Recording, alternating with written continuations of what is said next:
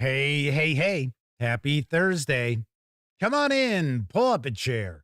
The Gaming Gang Dispatch is in the air.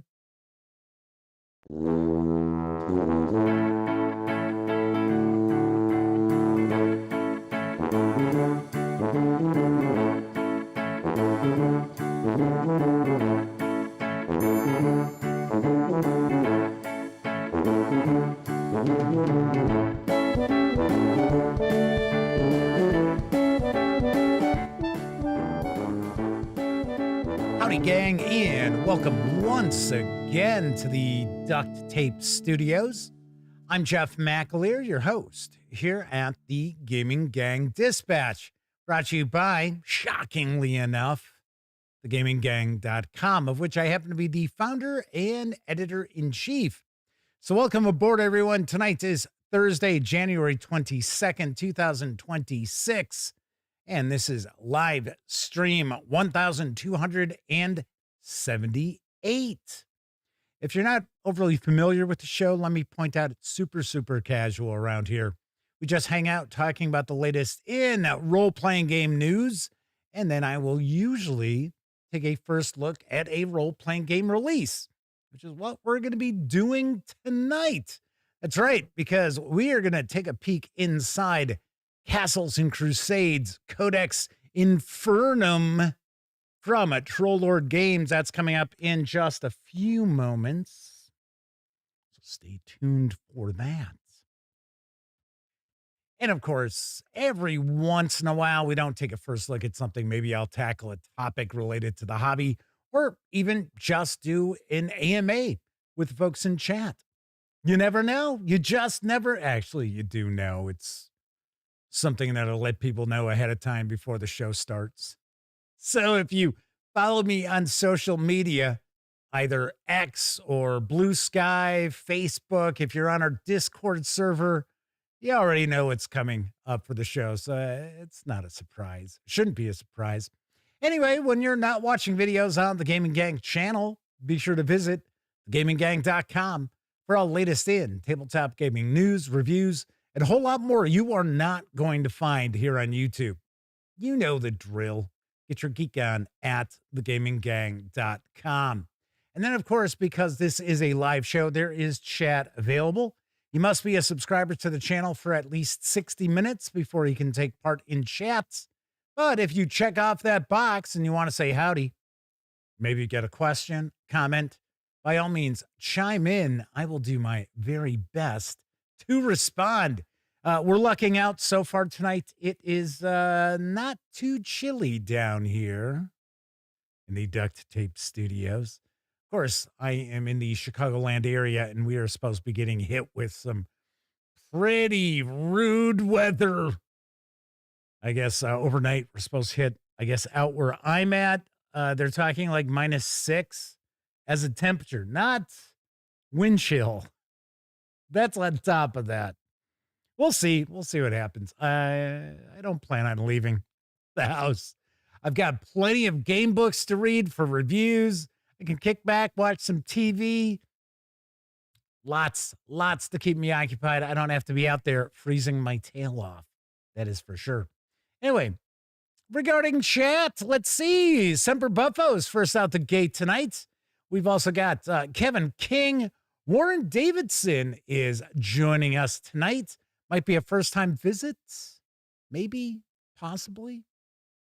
If not, I apologize. I don't recognize your nickname. Then again, the way YouTube has changed some things up, you could be somebody who's here every night. It's just that they changed your nickname. I don't know. Pete Strakulich is with us, as is Steven from Roll for Combat. Hey, that's pretty wild. Steven's popping in.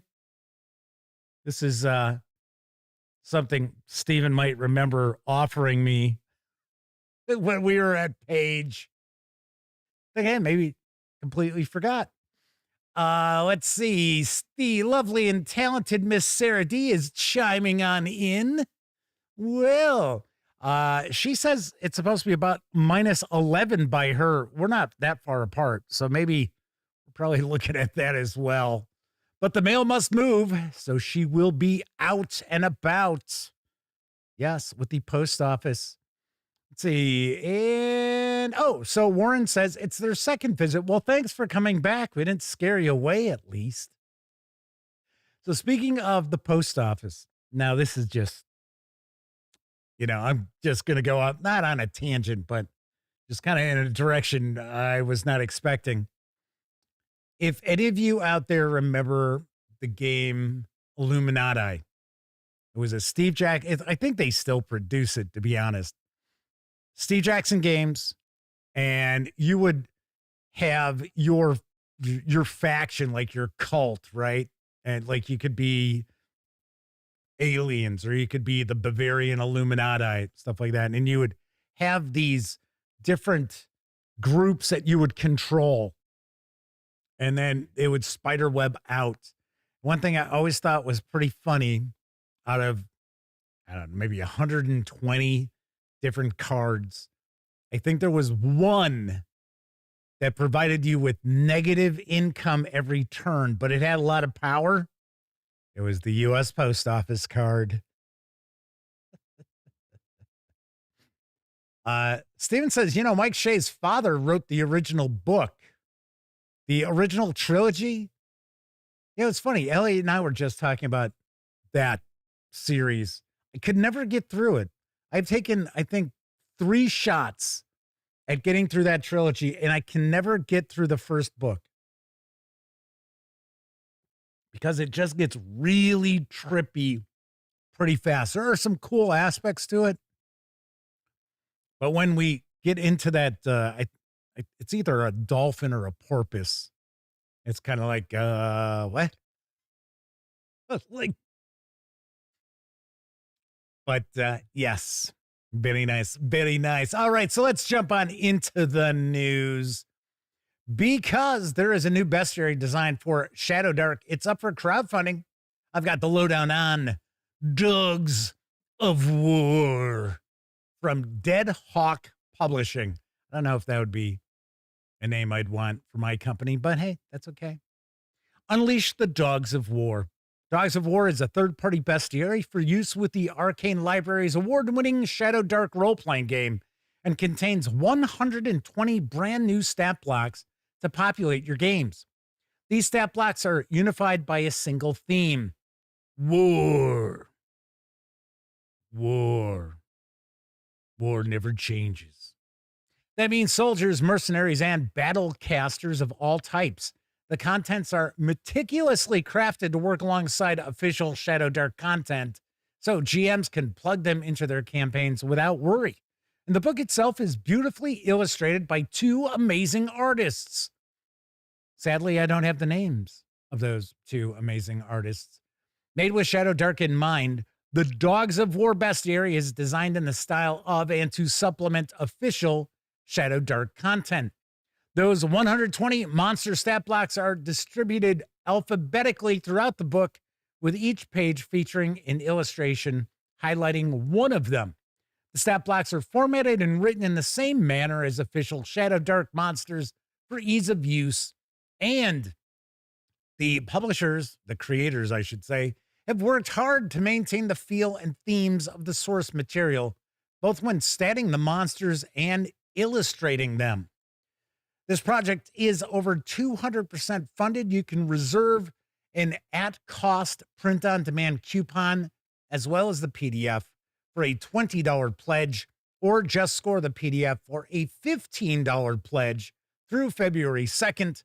Expected fulfillment is in April. I gotta say, this looked pretty sharp, but a couple of things that I would mention. And this is something I point out to people whenever they're going to roll out a crowdfunding campaign. Maybe they're brand new on the scene. Number 1, have a website. Spend the $40 for a domain name, some cheapo hosting for a year. Throw together a website with some website builder that's included with your hosting. The reason is, I got to be honest, I would have thought this would easily beyond. I thought this would be beyond 200% funding. Just taking a look at it, it is at like 200. So, and this was launched and then canceled and relaunched. So, I don't know. It's just an impression I've got. Just something I'd recommend for people when they're launching a Kickstarter. Have a website. Try to look as professional as you possibly can. Don't be sending people to your Facebook page or something like that. Still, this looks pretty cool. If it didn't look cool, I wouldn't be sharing the news. I would not. I would not. I promise I wouldn't. All right, moving right along. Modiphius Entertainment is now taking pre-orders for Achtung Cthulhu 2D20, the Norway Project. Here's what I know. Ski, snow, and the hunt for a Nazi superweapon. It is late 1942, and the tide of war begins to turn against Germany. Desperate for a breakthrough, the Nazi high command turns to the emerging field of atomic weapons, placing their hopes in the Norwegian heavy water plant at Vemork. Norway becomes a key battleground in the race to prevent the Nazis developing an atomic bomb as the Allies launch Operations Grouse, Freshman, and Gunnerside. Yet Mina Wolf, head of Nachtwolf, has little patience for conventional science. Instead, she turns to a darker source, a little-known Norwegian cult called the Flock of the Allfather, whose arcane knowledge may unlock a new generation of atomic Wunderwaffe. What begins as a simple mission to rescue captured resistance fighters quickly escalates into a desperate race against time. Section M's newest team of agents must uncover a vast conspiracy that threatens to rain atomic fire upon Allied cities. With the coldest of fronts rapidly heating up, can your agents foil Nachtwolf's twisted ambitions, neutralize the Flock's eldritch magics, and prevent the summoning of the demon Sultan himself, Azathoth? The 156-page full-color hardcover The Norway Project features a complete guide to Norway with new weapons, vehicles, and equipment, an epic 3-part campaign featuring 9 linked missions across the Norwegian front, art, maps, and handouts, which bring this huge campaign to life with a free digital map pack. Also, this tale introduces a sinister new cult, the Flock of the Allfather, plus the terrifying spellbook of Azathoth. The stakes couldn't be higher. Can your agent stop a plot to end the war in atomic horror? This does require the Achtung Cthulhu 2D20 core books in order to run. The 156-page hardcover with PDF can be pre-ordered for $61.92. Yes, it's that exchange rate thing going on. I think the MSRP is going to be $59.99. If you want to grab just the PDF right now, you can do so over at DriveThruRPG for $34. So I believe this is the 15th release for Achtung Cthulhu 2D20. Good to see Modiphius continue to support this game line. Although, here's one thing that I think works against Achtung Cthulhu, and that is that it's locked into real history, right? Which is fine, right? But nothing, at least it doesn't appear to me, and I have not had an opportunity to take a look at every campaign book that's come out for Achtung Cthulhu 2D20. But the goings-on in the adventures don't have any sort of impact on what's going on in the war. Because remember, this is the secret war that the agents are part of. So it isn't as if, oh, there's an adventure where D-Day fails and the Allies don't establish beachheads in Normandy. No, it's always, and that's, like I said, I think that's something that kind of works against Achtung Cthulhu. I think they should have embraced making changes to real history. Like at some point in the timeline, it diverges. And then you don't know what's going to happen. You don't know if the Allies are going to win the war. You don't know if the Axis or Noct Wolf or the nefarious powers that are behind the scenes are going to prevail. The way Achtung Cthulhu is designed now, yeah, you know, the war is going to end the way the war is going to end. So I know I'm opinionated tonight, aren't I? Guess I better kind of wrap that up, eh? All right, so moving right along, the World Anvil Publishing has joined forces with Bundle of Holding for a money-saving offer on the Dead Air Seasons role-playing game. And I've got the deets on the deal. Adventurer. This all-new Dead Air bundle presents English language ebooks, PDFs, of course, for Dead Air Seasons, the post-apocalyptic tabletop role-playing game from Italian publisher the World Anvil Publishing, about a blighted world forever changed. Forever. You ignored the warnings, and now the world has fallen. Humanity designed the panacea bacterium to feed on pollution, but now the mutated blight has pushed us to the brink of extinction. And even death is not the end, for the blight reanimates its victims as near immortal awakened hunters. In this aftermath world of horrible chimeras, crimson zones, fungal colonies, and abnormal mycelia, you face dangers, strangeness, and secrets not only of the blight, but of your fellow humans.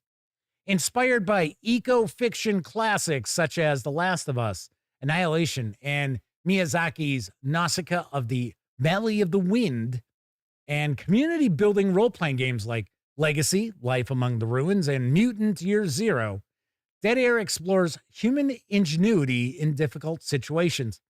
Create your settlement like a character, then shape its development in the lives of its people. Seek community in a hostile world, and search for new balance after unavoidable devastation.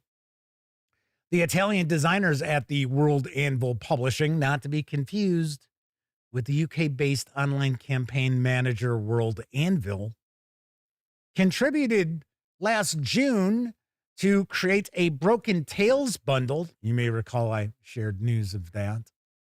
Like Broken Tales, Dead Air uses the company's Monad Echo rules, a fiction-first system based on characters' narrative positions, here amped up to handle grim survival action.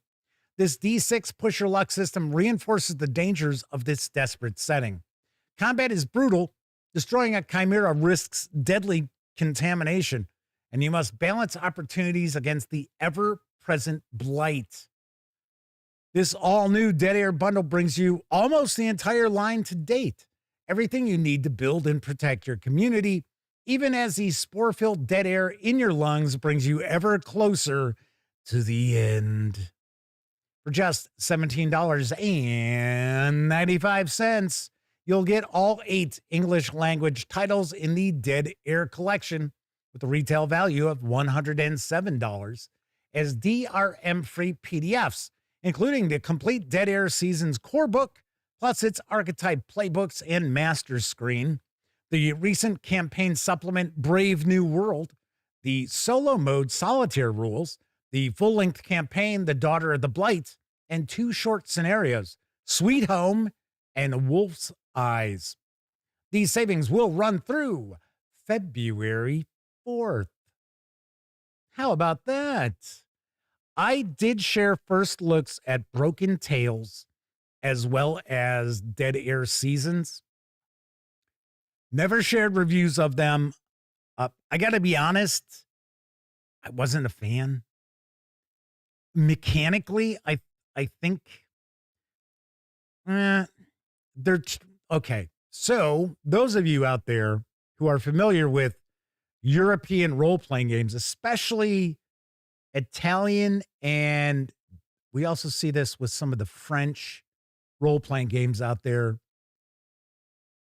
they sometimes tend to be kind of different just for the sake of being different as opposed to, oh, these mechanics are really bringing something new to the table.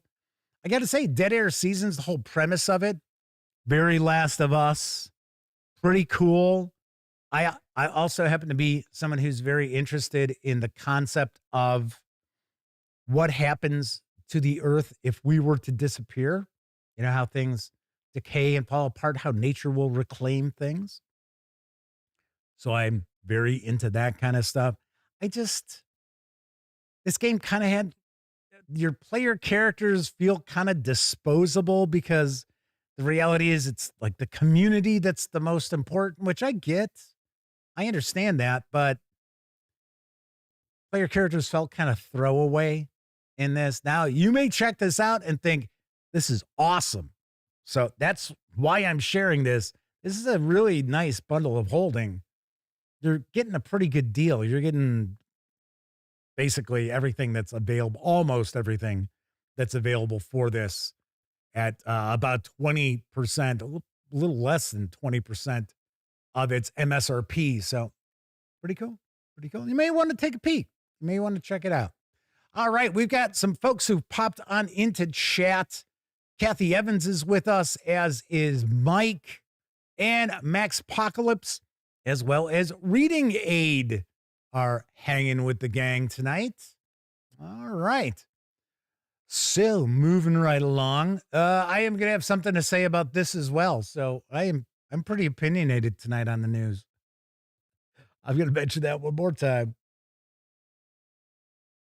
The Menagerie of Mayhem, Volume 1, has arrived from Gray Fox Literary. I've got the latest. New Daggerheart-compatible adversaries for all 4 tiers of play. Created by Mike Underwood, one of the designers of Daggerheart core rulebook, who was also co-writer of the Daggerheart Homebrew Kit, contributor to campaign frames 5 Banners Burning and Colossus of the Drylands, and designer on the Quick Start Adventure and Marauders of Windfall, as well as lead designer of the forthcoming Dungeons of Drakkenheim Daggerheart campaign guide from Ghostfire Gaming. Menagerie Mayhem Volume 1 introduces 35 new adversaries, including multi-phase foes like the Blood Mage and adversary groups such as the ferocious Umbral Hunting Pack and the nihilistic Congregation of the End. This PDF includes 11 adversaries at Tier 1, 12 adversaries at Tier 2, 8 adversaries at Tier 3, and 4 adversaries at Tier 4. This is part 1 of a multi-part series of short adversary books. If the volume does well enough, there will be more, with the intent to have them all eventually collected into one larger book with a print edition. This 19-page PDF is available right now at DriveThruRPG for $11.99. I have to be very honest. So first of all, our sell sheet info starts off. There's more page space devoted to the author's credits than this PDF itself, which I thought, oh, okay, like, all right, I get it. Okay, they worked on Daggerheart. I get it. 19 pages for $12? No. That is insanely priced.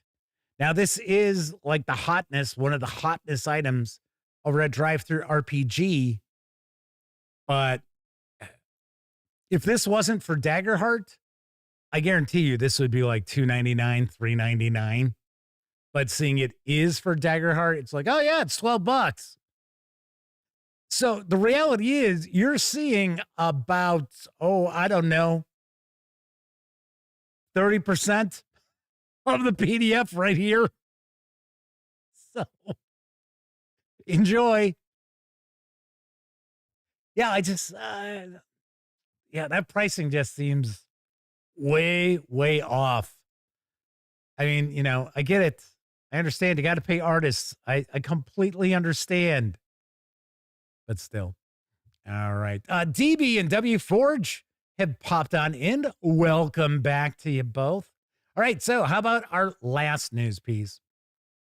Book 4 of the world's largest dungeon. For some reason, I wrote biggest dungeon. I'm pretty positive it's world's largest dungeon. Platinum Edition is now out in, yes, see, there you can see it's world's largest dungeon. It's out in PDF. I've got the skinny. Experience the Guinness World Record winning dungeon crawl like never before.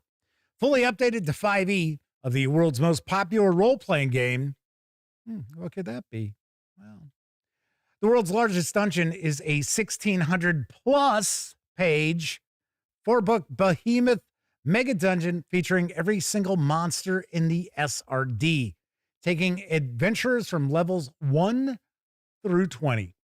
The Platinum Edition brings this award-winning dungeon back and makes it better than ever with refined and rebuilt content, a completely new first region, and a treasure trove of collectible accessories. Originally released in 2004 by AEG, the world's largest dungeon earned its name and a Guinness World Record with its staggering size and ambition. Designed by a dream team of writers, including Jim Pinto, Robert J. Schwalb, Richard Ferries, Dana DeVries, Jeff Eibach, Patrick Caperna, and more. I actually know a couple of those people. It became a cult classic for groups who craved a brutal, sprawling challenge. Now, 20 years later, the Platinum Edition brings it roaring back to the table, fully modernized for 5e and built to honor its infamous legacy. This isn't just a reprint. It's a total overhaul of the legendary record-breaking mega dungeon, fully modernized for 5e and today's gamers. Every corner of the dungeon has been re-examined for a new generation. Encounter pacing, experience progression, and the structure of each region have been rebalanced to ensure that every room matters. Whether you're navigating cursed hallways or taking down one of the 18 epic bosses, you'll feel the tension at every turn. The 358-page Volume 4 PDF features regions M through O, which will lead me to believe that we are probably looking at 5 books in the end, even though that sell sheet info did point out 4 books. I think it's going to turn out to be 5.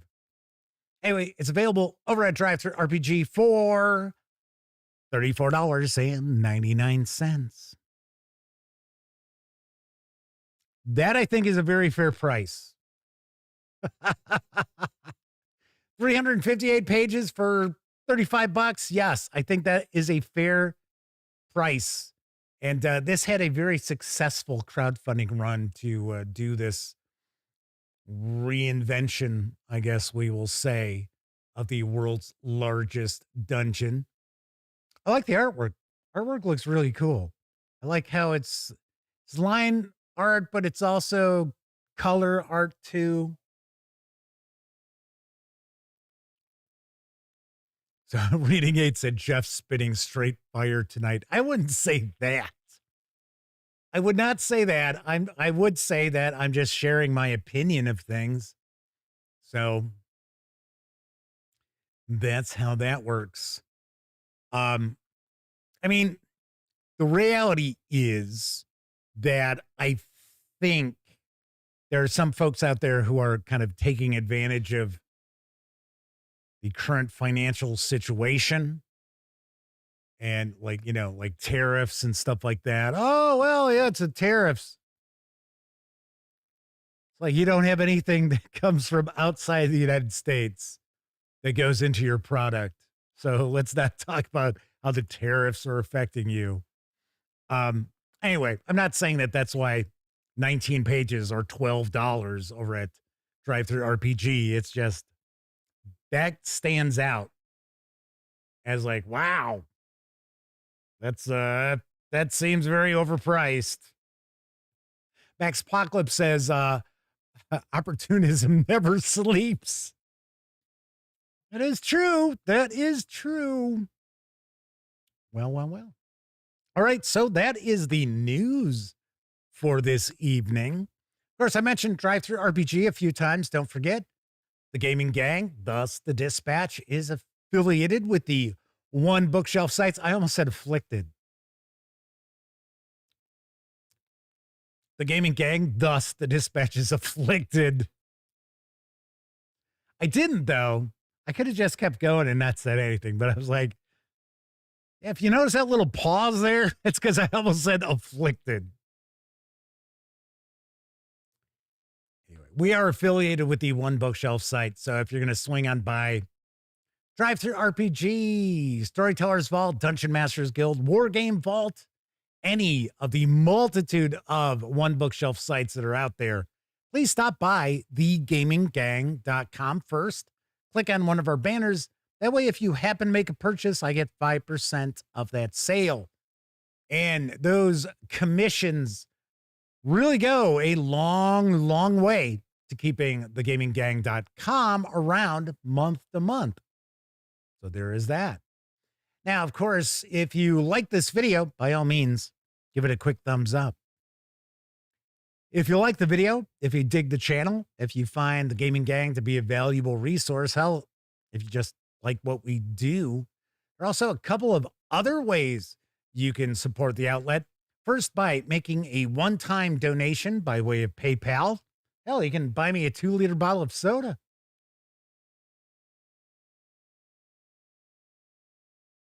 Thank God I didn't leave it out in the garage. It'd just be like an icy wash. You know what I mean? When bottles of soda start to freeze, but they're not quite frozen yet. Yeah. Not quite a Slurpee, right? But not quite an icy, but still pretty damn frozen. Yeah. And then, of course, you can also become a member of our Patreon.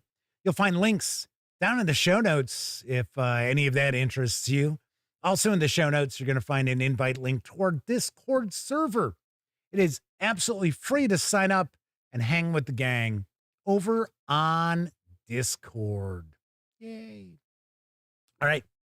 So once again, we're going to be taking a look at Castles and Crusades, Codex Infernum in just a few minutes.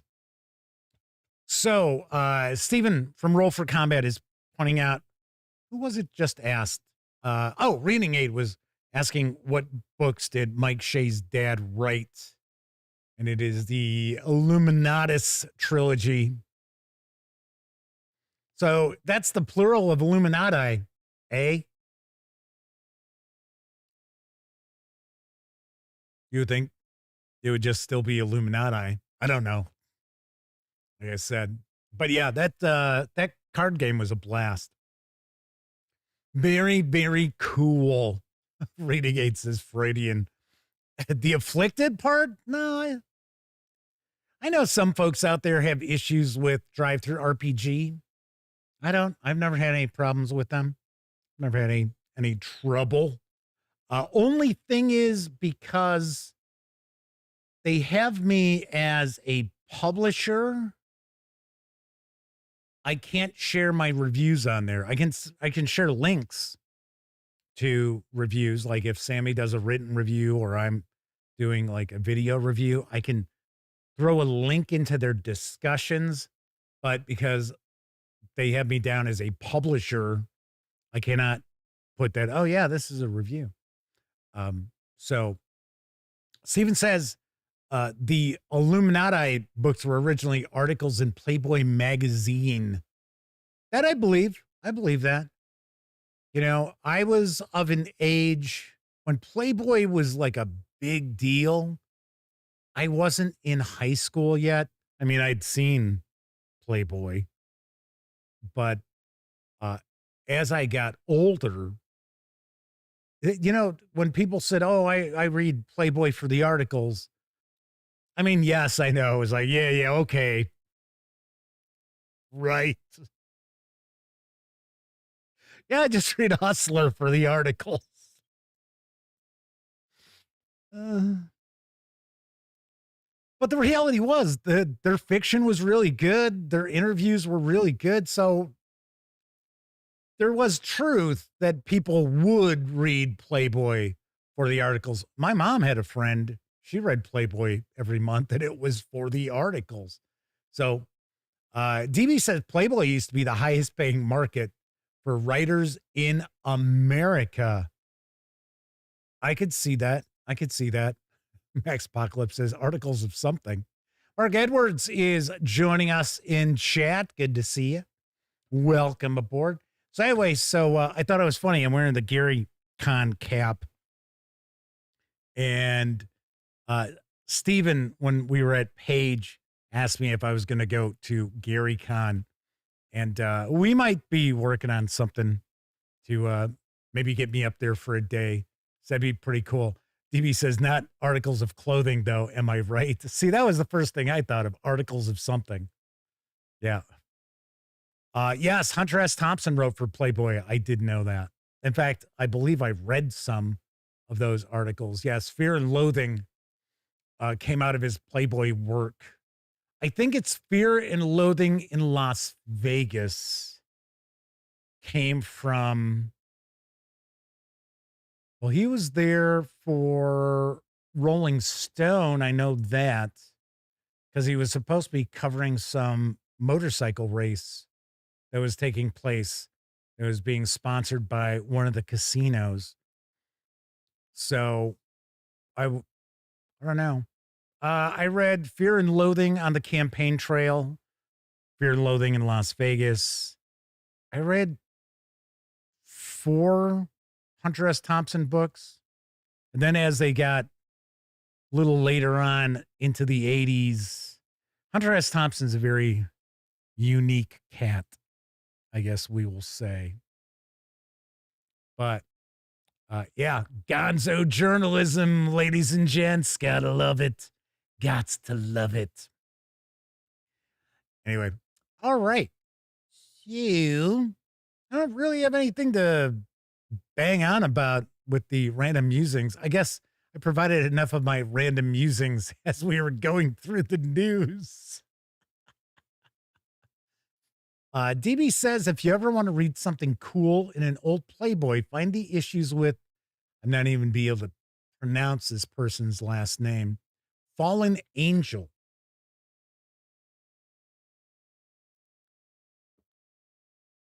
Well, I remember the big stink there was when Jimmy Carter, didn't Jimmy Carter say he had lusted in his heart in a Playboy interview? And people just went bananas. It's like, yeah. If that was something today, it'd be like, yeah, and what? But yeah, I remember, so that was what? 70, probably 77, 78. Because I think he was president when that interview came out. I don't think he was a candidate. But anyway. But yeah, I don't really have anything to kick around tonight. So we're going to dive on in. We're going to take a first look at Castles and Crusades, Codex Infernum, in just a few moments. But first, I think it's time for a brief intermission. It's intermission time, folks. Time out for a delicious snack in our sparkling refreshment building. Every item a fresh, appetizing taste treat.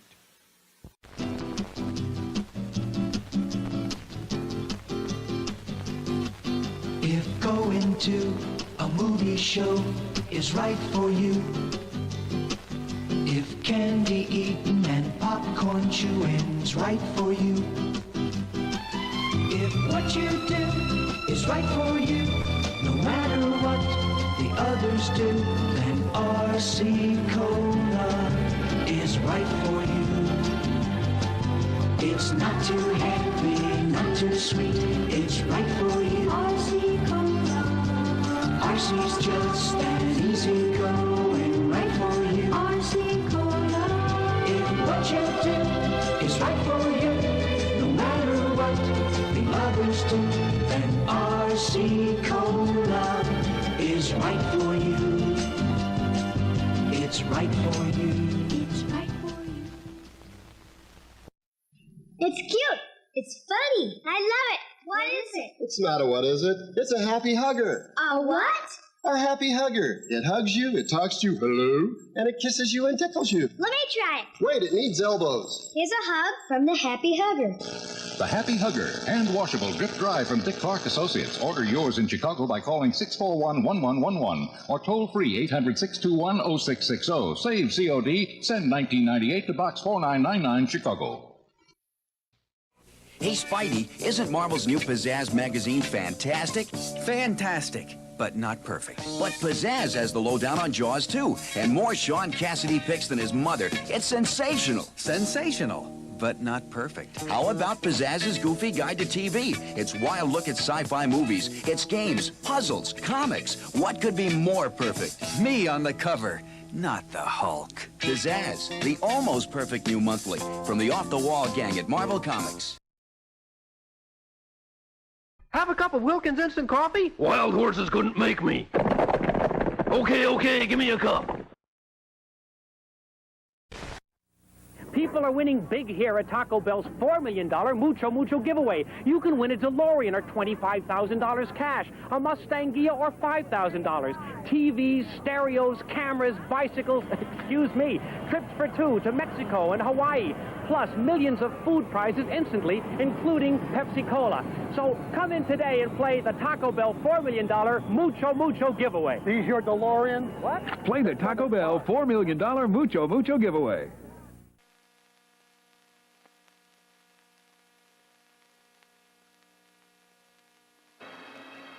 The preview you are about to watch is for a movie that is unlike any you have ever seen before.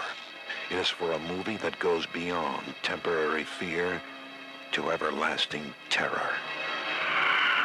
It is a movie called Demons. Yes, the demons are coming, and they're coming for you. Warning. If you have the courage to see demons, sit near an exit. Otherwise, you might never get out.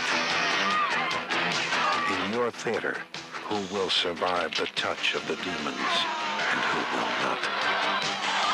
Demons. With music by Billy Idol, Motley Crue, The Adventures, Rick Springfield, and Saxon. This is no dream. This is happening right now. And it could be happening to you. Demons. They will make cemeteries their cathedrals, and the cities will be your tombs. Will you survive it? Demons.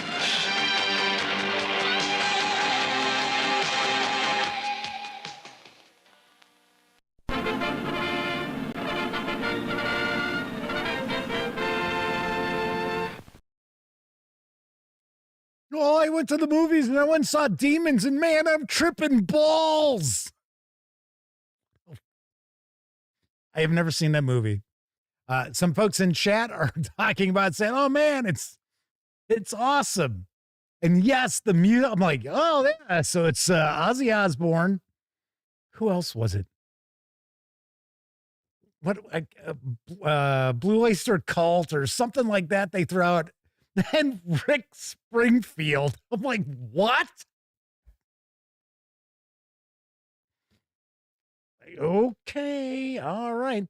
Some discussion in chat about the Pizzazz magazine. Who was it just said they had the issue with the Sgt. Pepper movie, the awful Bee Gees Sgt. Pepper? I had that issue too. I remember I was in grammar school, and it was one of those things where we would have that, monthly book club thing, or you'd order books. Like, I think nowadays it's like Scholastic, if they even have that for the kids. But we would get like a, little order form, and we'd mark down what we wanted. Yep. Used to get Pizzazz all the time. All right. So before we jump on in, take a look at Castles and Crusades Codex Infernum. I did want to take a moment to thank our Patreon members. I like to do this during the live streams.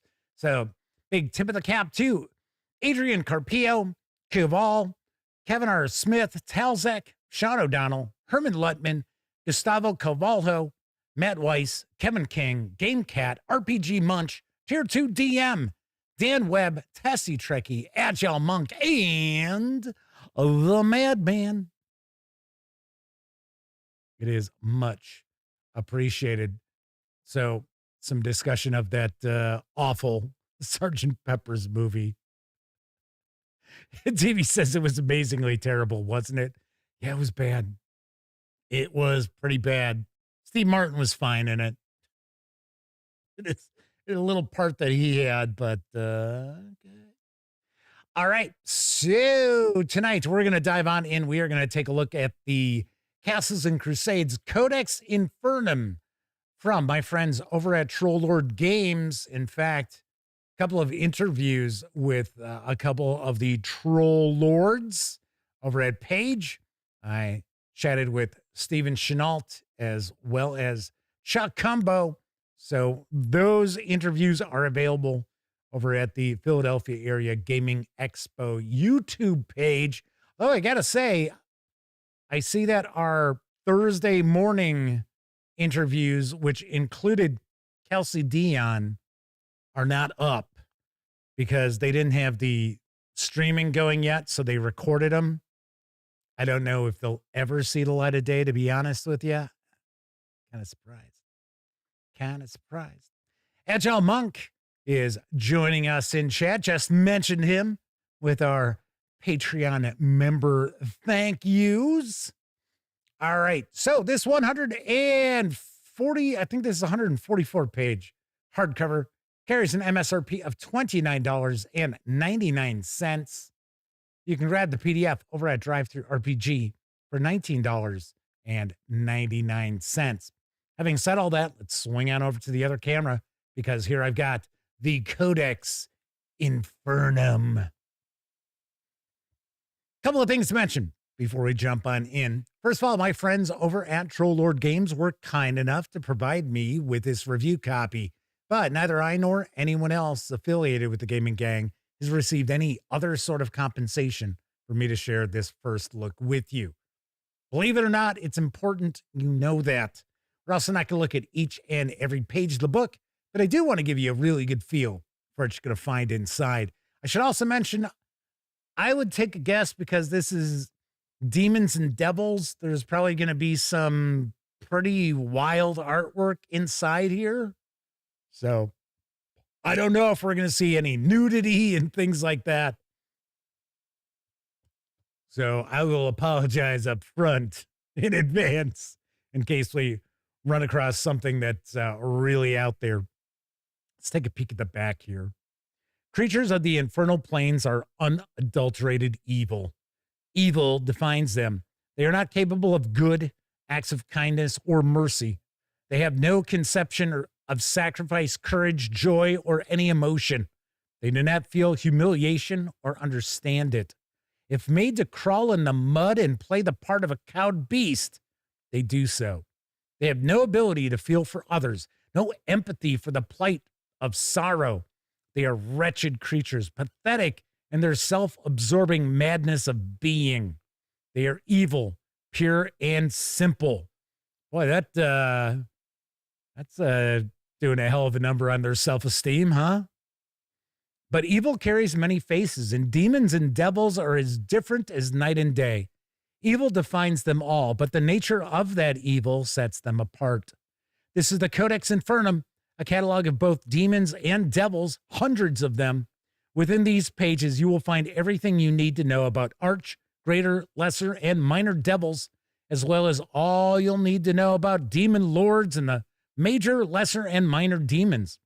Hundreds of entries, each depicted in glorious color. Further, the Codex Infernum unleashes the magic of exorcism, transference, holy symbols and amulets, holy tongues, and true names. The chorus of evil has arrived.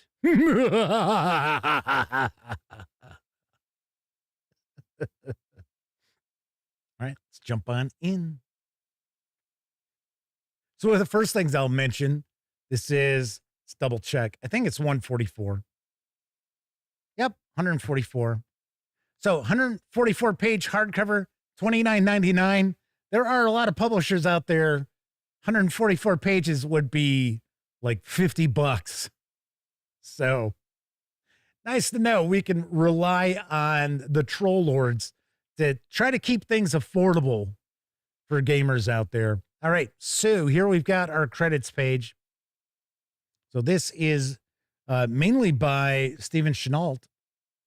Jason Vey is a contributor for this as well. All righty.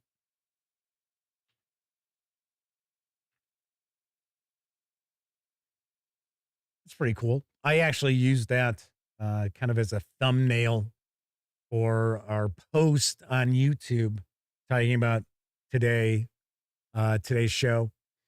TBS, will there be any Rick Springfield songs?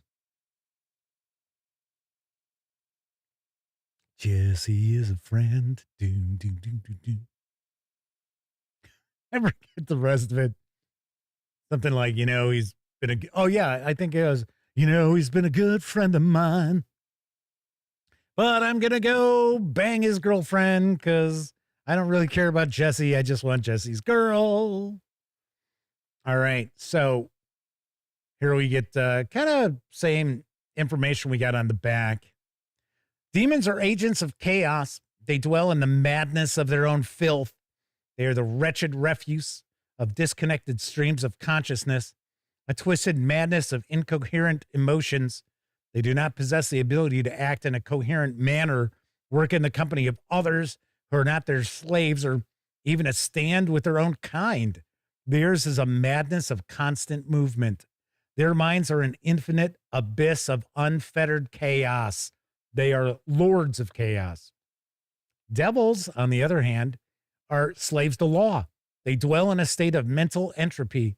Crippled and weak, hubris defines and governs them, granting them the narcissistic belief that they can bring order to the world around them. For their minds are small, and the entropy that governs them governs the order of things. Abject creatures defined by their own slavery. They are servants of a degenerate covenant that fails them. Their minds are structured to serve others. It is a fettered control. They are the lords of law. Well, Max Apocalypse says, but no devils. No devils. And yes, I did see Max Apocalypse with his mini pearl howdy when I said howdy to everybody in chat. So discussion of true names. So knowing a being's true name gives you control of it in some respects. Control over it, I guess I would say. Max Apocalypse says the text is starting to sound a bit chat GPT with all the repetition of madness. I don't know. That seemed more a stream of consciousness than anything else. Steven, you having a bad day today writing this? Possession. We've got exorcism. Transference. This is the rare instance where a practitioner of the thaumaturgical, I think that's how it's pronounced, arts desires to make a pact with a fiend or celestial, thereby gaining certain powers. These powers range from the devil's own to other more mundane powers, such as knowledge, information, spellcraft, and so on. Such pacts are dangerous, for opening the door to these creatures, whose motives are never the same as mortals, allows them in. Womp, womp, womp. As Reading Aid points out, nah, that's just Steven's style of writing. Yeah, you can usually kind of tell Stephen and Davis's approaches to writing are a little bit different. I think some of the writing with Davis is a little more, I don't necessarily want to say technical, but it tends to be a little less, well, This sounds negative when I say this. I don't mean it in a negative way. Not as flowery and not as bombastic, I guess we'll say. So we have holy tongues. We got amulets, holy symbols, and talismans. Summoning. Though not particularly common, there is a smattering of spells that wizards, clerics, and other like-minded thermitages access to summon monsters, be they demons, devils, or wondrous aberrations. Well, that aberration is wondrous. Xpocalypse says expressive. It's expressive. For those not skilled in the magical arts, but who wish to contact the infernal planes and summon a demon or devil to do their bidding, make a pact for some other nefarious reason, there are avenues they can take. All right. So now we are going to get into our characteristics. So it's going to break down our stat blocks for the creatures coming up in the bestiary. So we kick off with demons. And the nature of the abyss.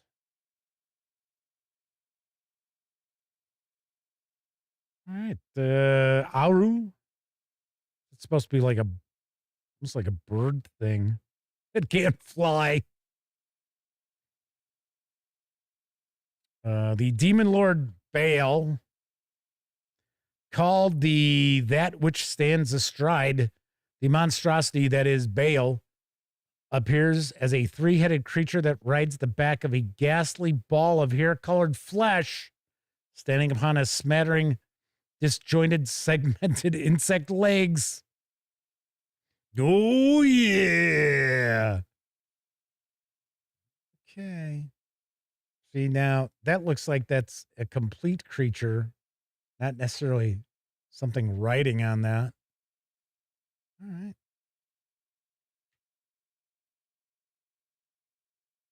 Got a minor demon, the Cambion. No, well, she looks like she's happy. She's having a good time.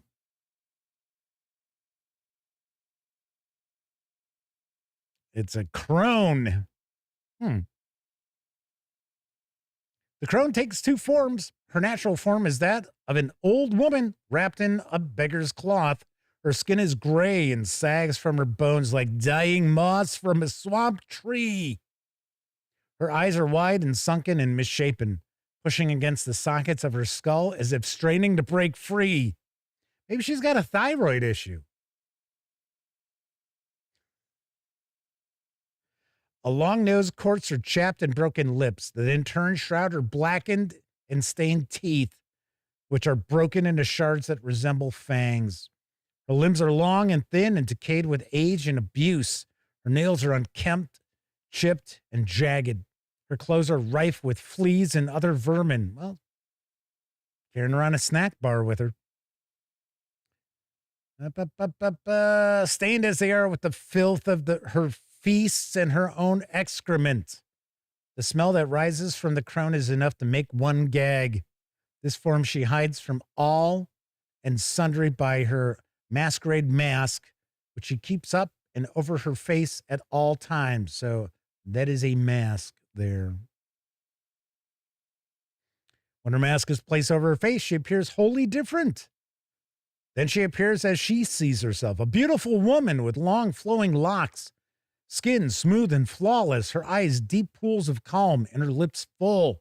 Her clothes are the most exquisite cut, groomed and perfumed and scent, so wondrous that they make others swoon. In all, a woman of marked beauty.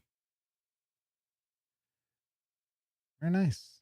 Very nice. So I like how it's like the crone kind of like coming from around. Oh, I guess I got a kick out of the thyroid issue. Fire Fritter is with us. Might be a first time visit in chat. I see Captain Infinity Time Travel Police is in the house. Good to see you. See what else? Oh, there you go. It's a Dretch. Hey, talk about thyroid issues. It's like, whoa, there's some big glassy eyes. Drush are short, squat, little creatures with thick, fat bodies, but thin, spindly legs and arms. Their legs end in claws, not unlike a bird, while their long, thin arms end in a three-clawed body. Really?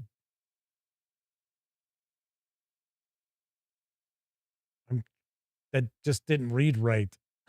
It's like, okay, so the starting at the end, yes, I guess it would maybe end in that. Gotta say, digging the artwork. Reading Aid said, I'm glad this line of books are now in color. Well, you know what was kind of funny is you would get the artwork would be grayscale, and you would find that the artwork itself that was in the books was color artwork. It was just reproduced in grayscale. So yes, now we have the color artwork, which I've got to say is a serious boon to the line of books. So Reading Aid says they've got a question for the group. Do you like these long descriptions of monsters or the very terse entries in an OSC adventure? I will say, at least in my opinion, I do like to have about this much information. Maybe a little bit less, maybe 3-4 paragraphs less. But I do like to have a bit of info about what are these things? What is their purpose? They're not just standing around waiting for the adventurers to show up to kill them or parlay with them. Maybe, highly doubtful, but still. So I like to know what their motivations are, what they're possibly doing, you know? Why are they hanging around? But I don't necessarily need to have 4 or 5 pages about something. Now, granted, we tend to see the like dragons in almost all fantasy games outside of, you know, like your Shadow Dark and your OSCs, that they tend to get a good amount of page space devoted to them. So like what? New Dungeons and Dragons in the monster manual. If I remember correctly, each of the dragons gets 4 pages devoted to it. I think depending on what information is being presented. So if it's useful information in those 4 pages, maybe some tables for you to utilize, then yeah, I mean, I'm fine with that. But if it's just droning on and on and on, I think where I encounter issues with too much verbosity is in adventures. If you like take an old school Essentials adventure, or as an example, got one right here, a Dolmenwood adventure, which this was originally old school for Winter's Daughter. There was old school Essentials, but everything is, you know, just bullet points, get right down to the nitty gritty. So, and I appreciate that. I say it all the time. You're probably tired of hearing me say this. But I don't need to know what the purpose of this keyed location was 100 years ago. I just need to know, okay, if you want to tell me it was a storage room and it's filled with broken crates and empty barrels, broken barrels, great, fantastic. I got it. I don't need to know that, well, this is where they stored their wine for all their fantastic feasts and all this. I don't care. It has absolutely nothing to do with what's going on in the adventure. I don't need to know it. So this is the Belial. It's an archdevil. No, it's only level 27. Armor class 29. Okay, good luck. Good luck. There's a cull. It is a greater devil. Long ago, the cull shaped and molded their forms to mimic those of the dryads and other sylphs of the forest. To all appearances, they look like human women. They are tall and thin. Their skin is pale and in the light translucent. Their hair hangs down in long curls upon their shoulders. The hair itself is of a pinkish hue, though beneath the color it is white. Long lashes shroud their wide, unblinking eyes. Their form is flawless. Their hair never moves. They do not bruise or show wounds until death takes them. Wings hang over them, riding upon their backs, barely discernible to the naked eye, but when viewed appear with feathers long and graceful. Their arms are overly long with fingers that match and nails like claws. Their spines are clearly visible, pushing at the taunt skin upon their backs. They are beautiful to behold, though terrible to see. A slight haze circles the cull at all times. It appears as a thin mist, only a few inches wide. It moves extremely quickly, circling her.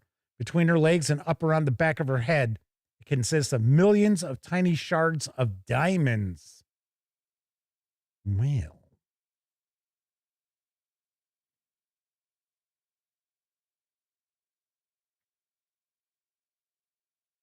Pretty wild artwork. Max Apocalypse says, this is where they serve the roast beast.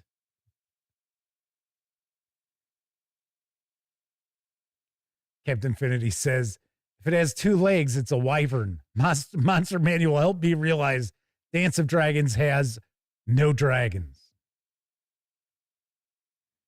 The Harvester, Greater Devil, level 15, armor class 28. A massive creature that dwells in its own filth. The Harvester is something akin to a frog, though its mouth is positioned on its back. When it squats, the constantly gaping mouth faces upward. Massive bloodshot eyes rest on either side of the maw, allowing it to see in all directions at once. They have no bones and are surprisingly amorphous, able to pull themselves through small doors and halls. 4 long, massively fat tentacles rise from the creature's flanks, giving it aid in motion and movement. They are also used as whip-like weapons. The Harvester Devils are a dark mottled blue or purple in color, have large eyes that never close. Their bite is lined with long, though misshapen, jagged teeth. They are surrounded by the spirits of the damned, a host of hazy and ghostly forms whose souls burn with lighted torment. Well, that's a good time. It's like maybe a halfling getting thrown into the mouth. Yay! Warren Davidson asks, what is the difference between demons and devils? Is it their alignment? I would say that most fantasy role-playing games are going to be a bit different in their approaches. Right, so as Pete Strakowicz points out, devils believe in a hierarchy. Demons are pure chaotic destruction. So, if you are familiar with Sandman, the comic, not necessarily the Netflix series, if you are familiar with the way that hell was presented with Vertigo, which amazingly enough, the label is back. I think DC realized that getting rid of Vertigo and having, their DC Black label or whatever it's been for a few years and stuff, just didn't do it.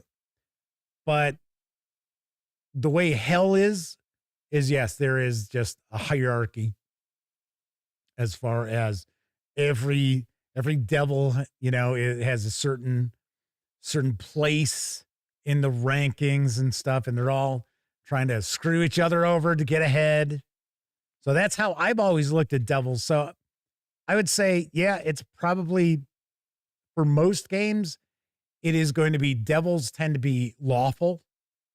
So if you do have lawful evil, they would be lawful evil. Whereas demons tend to be chaotic. Demons don't tend to try to rely on each other.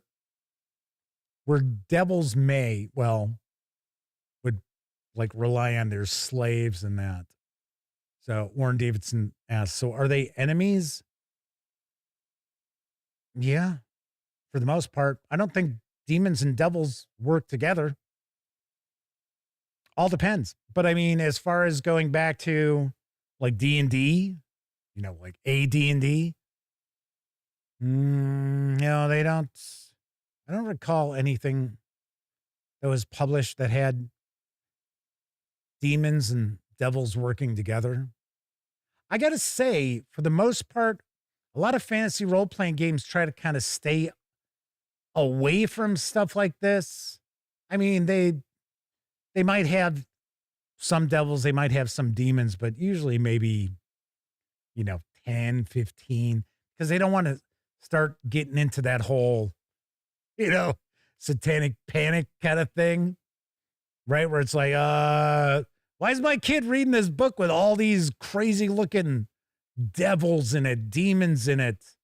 There's possession. There's an article about possession up front. What's up with that? So it's nice to see that Troll Lord Games is like, yeah, we're gonna do a bestiary. We got Celestials. We've taken a look at that, and now tonight we're taking a look at the Infernals. So we got the Xanti Greater Devil. I think this is our last entry. Xanti is gigantic. He stands on 4 legs, much akin to those of a gigantic elephant. A body of ribbed muscle sits atop these legs, resembling a great barrel, peppered with small, iron, shield-like scales. From this is a torso covered in long, blood-soaked fur, reaches 50 or more feet into the air. 4 great arms extend this mangle of fur and flesh. So great in length are his arms that they can reach around small towers and buildings. So prodigious their strength that ripping trees from the ground is little more than play for him. His head is the worst of all, for Xanti has no nose or mouth, just 4 great eyes, one on each side of his head, atop his bony cup-shaped face. A single horn extends from the top of his head. 3 long tails, each 100 feet or more in length, whip around him constantly. The ends of these tails are bitter death, for they are encased in bone harder than steel and sharper than the razors at the world's edge. Although it's only level 18. Pretty wild. Okay. And then we get denizens at the end. So we get one additional entry. That's kind of funny. Might have been like, oh, wait a second. We forgot to add this in. We left this entry out. It's supposed to be under D. Maybe. I don't know. All right. So that is a peek inside Castles and Crusades Codex Infernum from Troll Lord Games. Once again, this 144-page hardcover is available now. It carries an MSRP of $29.99. If you want to get it, the hardcover with PDF is $39.99. If you want to grab just the PDF alone, you can do so over at DriveThruRPG for $19.99. Very nice. Pretty cool. Reading 8 said $30 is a steal. Yeah, I like I had mentioned, I said, if this was from another publisher, 144 pages would probably be $50. Be like $49.99, which, that's why I keep telling folks, keep your eyes peeled on the bundles. Watch Fanatical. Watch Humble Bundle.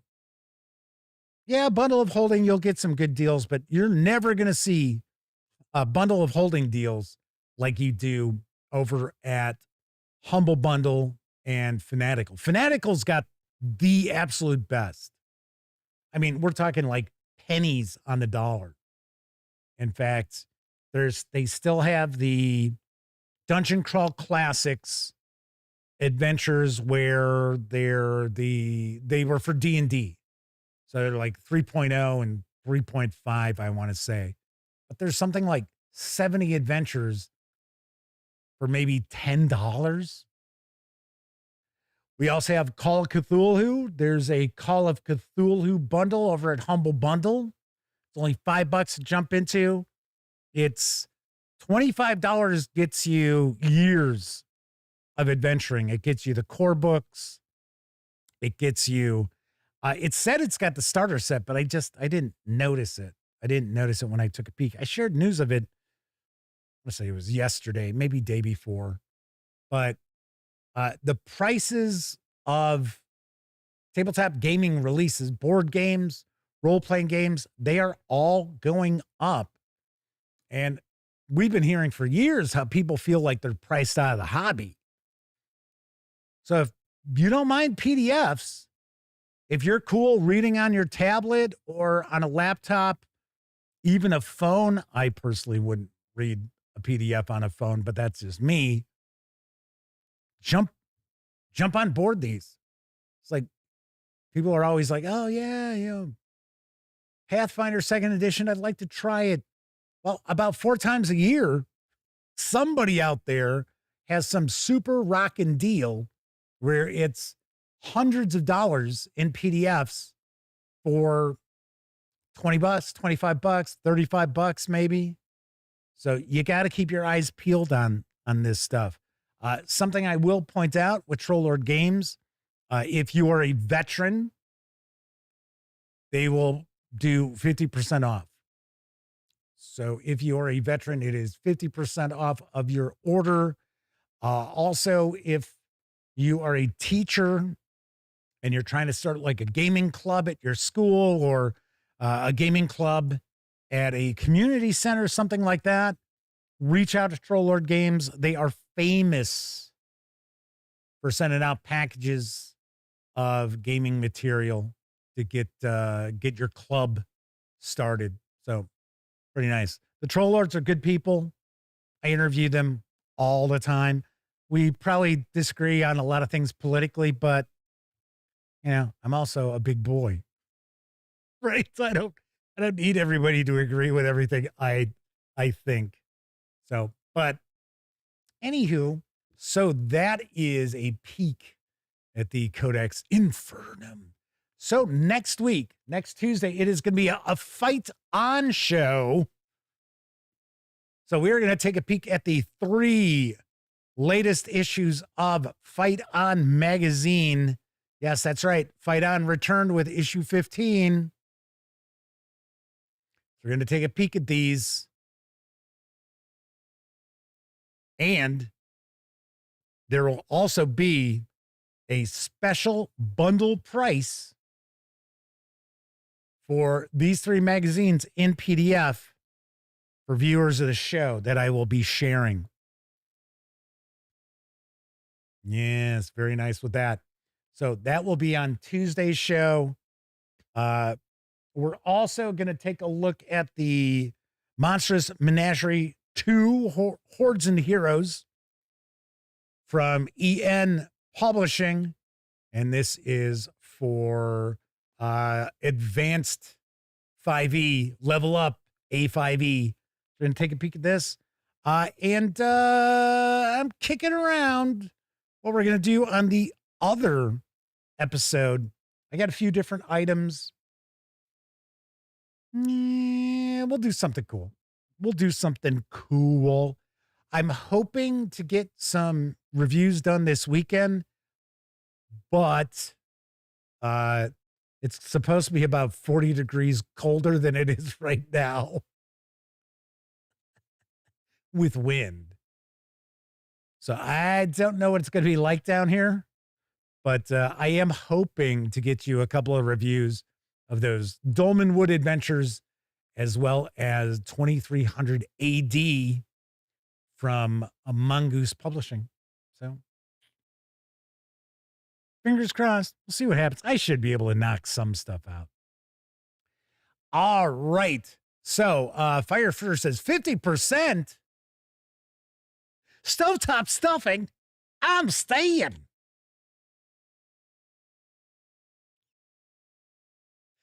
So yes, if you are a veteran, you reach out to the folks at Trollord Games. They're obviously going to ask for some sort of proof of that. But they tend to give, I shouldn't say 10, they give veterans 50% off. Now, I don't know if it's 50% off anything they sell or if it's 50% off like the Player's Book, Castle Keeper's Guide, Monsters and Treasure, stuff like that. I don't know. But I have heard from veterans who were like blown away because that is not something that they tend to see. Reading 8 says, lore, I buy the books. Adventures, PDFs. Yeah, that makes sense. Max Apocalypse says, oh man, those old stovetop commercials. Reading 8 says they're about to get hit with 20 inches of snow in Northern Virginia. Yikes. And yeah, Northern Virginia is not a place that normally gets 20 inches of snow. I know I was in Washington when they got 2, maybe 3 inches of snow and the entire city shut down. People were abandoning their cars on the highway. I couldn't believe it. I was like, and it was funny because I was at one airport and they shut down the airport while I was on the plane and they were de-icing. I thought we were going to get out of there, but we didn't. And then I was flying on buddy passes. Well, a buddy pass. And I had to go to one of the other Washington airports because there was no way I was getting out of that one the next day. And it was like, I was riding, I think it was like a light rail or something because that was still running. Some of the public transportation was still running. And I was going to the airport and we're passing by the highway and there's cars like abandoned. And I was like, it's 3 inches of snow. Yeah, you live in Chicago. Then again, just imagine if, say, like Phoenix got hit with, it has snowed in Phoenix. It never sticks. There has been snow in the air, but I could imagine if like Phoenix got an inch of snow and it stuck. Yeah, they would probably close everything down. Max Apocalypse says Rhode Island's scheduled for about 16 inches. I think we're missing the snow where I'm at. I think we're going to dodge that bullet. I think there is some snow going to be down in southern Illinois. So on that note, anybody out there living someplace that is going to be experiencing some pretty harsh weather, take care of yourself. If you don't need to go outside, do not go outside. If you don't need to go to the store, do not go to the store. And I know I'm one of these people who's like 2 days stuck in the house. It's like, I get a little stir crazy. It's like, I'll just go to the store. Don't. Read books, watch TV, pop on Netflix, do whatever you need to do to stay sane, but just stay safe. Sarah D says their brother moved to Payson, Arizona. I know where that's at. He was really unhappy when they got about a foot of snow one Christmas. Yeah, I had friends up in Flagstaff, which is, of course, up in the mountains and that. And, they got tons of snow dumped on them. They're like, I moved to Arizona to get away from this stuff. And it's like, well, you should have moved to Phoenix then. It's like, you're moving in the mountains someplace. You're probably going to get some snow, get some cold. Beautiful area up there. Well, when it's not burning to the ground. But yeah. Tessie Trekkie says, we do have snowfields, but they're mostly in the mountains. Tessie Trekkie says, if they got 3 inches of snow in most of Australia, they'd shut it down. Oh, yeah. Of course.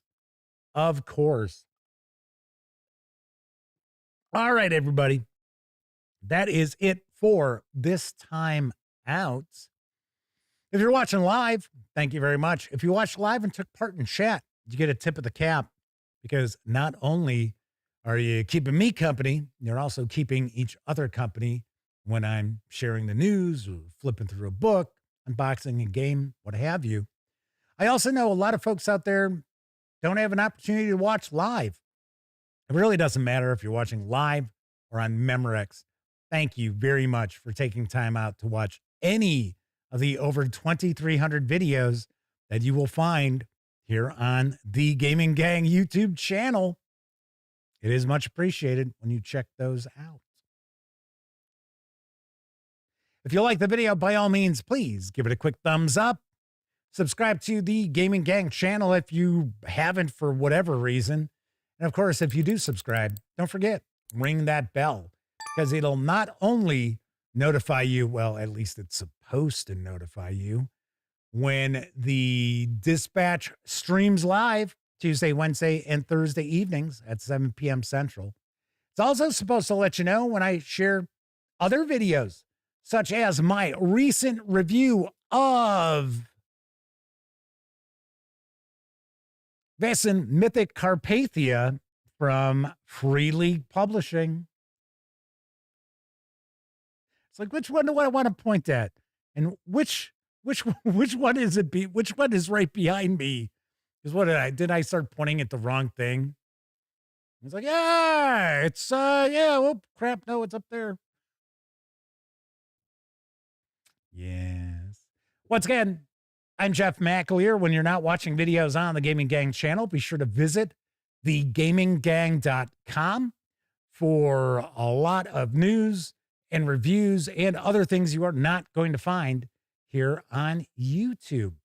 Everybody enjoy the rest of your morning, afternoon, evening, whatever time of day it is in your neck of the woods.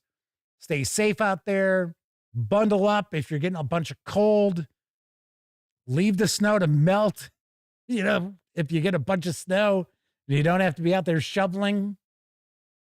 Take a pass on it. Look out for yourselves.